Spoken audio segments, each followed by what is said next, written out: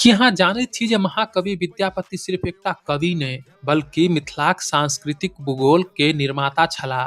ऐतिहासिक और साहित्यक डाटा देखू तो 14वीं और 15वीं सदी के कालखंड विद्यापति युग कहल जाइत अछि, जखन राजा शिव सिंहक दरबार में मैथिली पुंज पूरा आर्यवत में पहुंचल। विस्मयकारी तथ्य ई अछि जे विद्यापति पहिल एहन कवि छलाह जे संस्कृतक विद्वान भ क सेहो देशील बयाना के सब जन मिठ्ठा कहलनि। हुनकर पदावली ओहि समय समाज में प्रेम आ भक्ति के एनसाइक्लोपीडिया अछि। मुदा आजुक विडंबना देखू, हम विद्यापति के सिर्फ फोटो से पूजैत छी, मुदा हुनक व्याकरण और दर्शन के अपन शिक्षा से बाहर क देलहुँ। कि बिना विद्यापति के पढ़ल हम अपन मैथिली होब के सार्थक क सकैत छी?